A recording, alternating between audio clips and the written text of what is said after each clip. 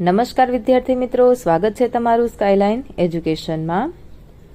આજે આપણે જોઈશું ઓગસ્ટ 2024નું ધોરણ 12 જનરલ સ્ટ્રીમ વિષય છે ઇંગ્લિશ। કુલ ગુણ 25 અને ટાઈમ 1 કલાકનો રહેશે। તમારે જો આ પીડીએફ ડાઉનલોડ કરવી હોય તો એની લિંક ડિસ્ક્રિપ્શન બોક્સની અંદર આપેલી છે। વિડીયોને લાઇક કરી દેજો, તમારા મિત્ર સાથે શેર કરી દેજો અને આવી જ રીતે બીજા વિડીયો જોવા માટે ચેનલને સબસ્ક્રાઇબ કરી દેજો। ઓકે, અને હા, તમારી શાળાનું નામ કમેન્ટમાં જરૂરથી જણાવજો।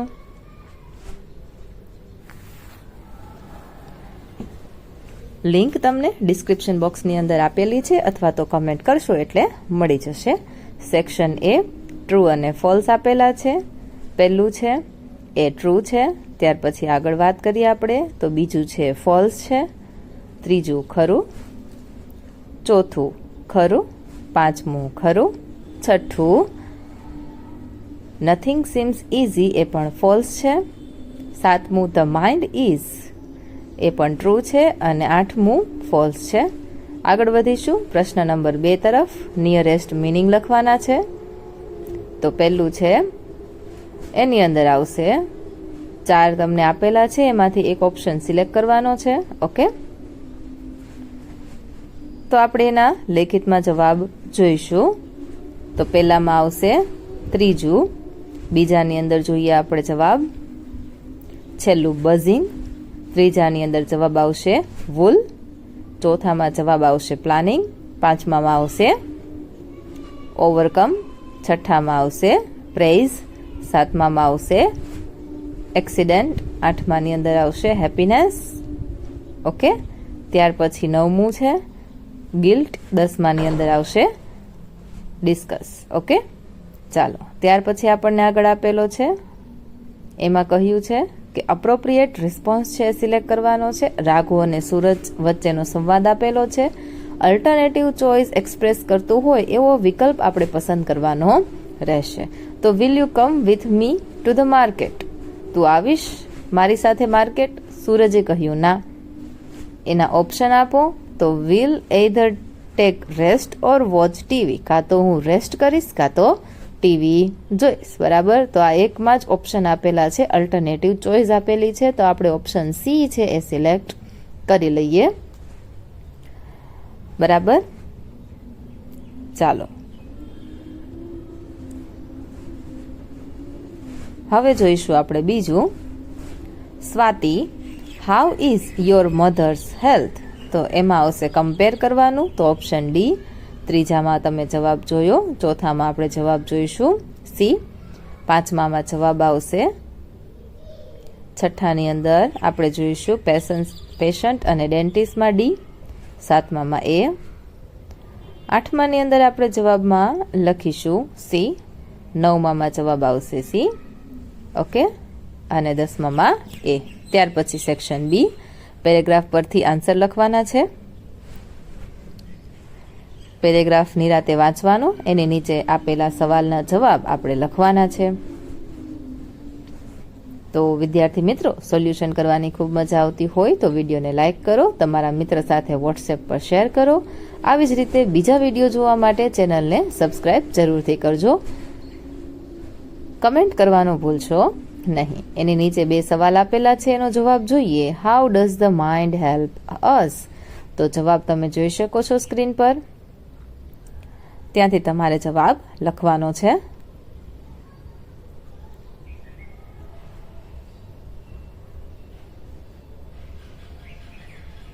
Ordering and calculating. ઓકે, ત્યાર પછી બીજું આપેલું છે બ્લેન્ક ઇઝ, તો ત્યાં આપણે લખીશું ઓકે એક્ઝામ નર્વ્સ। ઓકે, બીજો પેરેગ્રાફ આપણે જોઈશું, એમાં પણ 2 સવાલ આપેલા છે। બરાબર, એ બંને સવાલના જવાબો આપણે સ્ક્રીન પર જોઈ લઈશું। એવી રીતે આગળ ઘણા બધા પેરેગ્રાફ આપેલા છે, જેના સોલ્યુશનની પીડીએફની લિંક તમને ડિસ્ક્રિપ્શન બોક્સમાં મળી રહેશે, ત્યાંથી તમે ડાઉનલોડ કરી શકો છો। આગળ વધીશું। બીજાના જવાબ, એમાં પણ 2 સવાલ છે।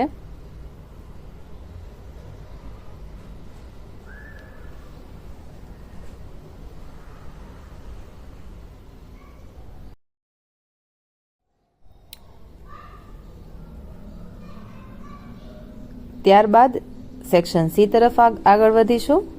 આ વિડીયોની લિંકને તમારા મિત્ર સાથે જરૂરથી શેર કરી દેજો. અહીં આપેલું છે આપણને સેક્શન સી, જેમાં પેરેગ્રાફ પરથી સવાલના જવાબ લખવાના છે. એ આપણે સેક્શન બીની જેમ અહીં પીડીએફમાં લેખિત સોલ્યુશન જોઈ લઈશું. બરાબર, સ્ક્રીન પર તમે જોઈ શકો છો એ પ્રમાણે બંને સવાલના જવાબ તમને સ્ક્રીન પર દેખાય છે. ઓકે, બીજો સવાલ, what would happen if he choose badly. Okay, ત્યાર પછી આગળ બીજો પેરેગ્રાફ અહીંયા આપેલો છે.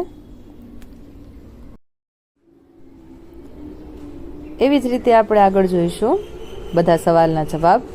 બરાબર, બે પેરેગ્રાફ છે, બંનેના સવાલના જવાબ અહીં આપેલા છે. બીજો સવાલ, ત્યાર પછી ત્રીજો પેરેગ્રાફ છે. એ ત્રીજા પેરેગ્રાફના સવાલના જવાબ પણ તમે અહીં જોઈ શકો છો. તો હવે આપણે જોઈશું સેક્શન ડી. તમે સ્ક્રીન પર જોઈ શકો છો. ડાયલોગને આપણે ઇનડાયરેક્ટ સ્પીચની અંદર ફેરવવાના છે. ઓકે, ચાલો તો અહીં સોલ્યુશન તમે જોઈ શકો છો. પહેલાનું સોલ્યુશન અહીં આપેલું છે. એની નીચે આવશે બીજા ઇનડાયરેક્ટ સ્પીચનું સોલ્યુશન. બરાબર, what's the matter. Sakshi asked Sunil what the matter was. Sunil replied that he had a headache. Sakshi advised him to go into his room and take rest. Okay, ચાલો ત્યાર પછી ત્રીજું, Priya asked the teacher what he would teach them. Okay, એવી રીતે આપણે આને ડાયરેક્ટમાંથી ઇનડાયરેક્ટમાં ફેરવવાનું.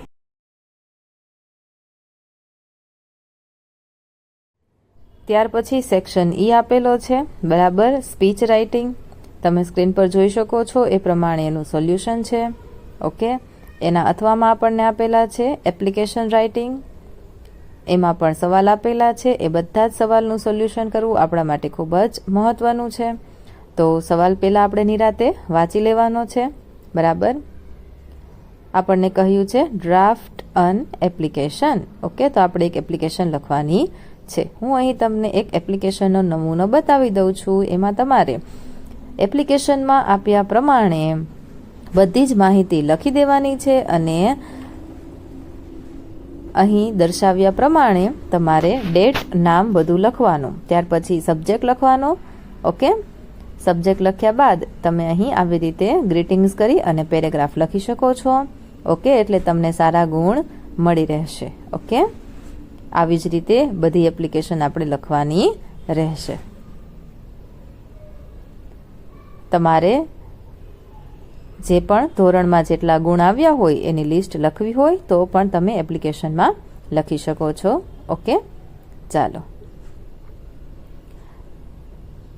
તો આ વિડીયોને અંત સુધી જોવા માટે તમારો ખૂબ ખૂબ આભાર. વિડીયોને લાઇક કરજો, તમારા મિત્ર સાથે શેર કરજો. આવી જ રીતે તમામ વિડીયો જોવા માટે ચેનલને જરૂરથી સબસ્ક્રાઇબ કરજો. તમારી શાળાનું નામ રેડ હાર્ટ સાથે જરૂરથી લખજો.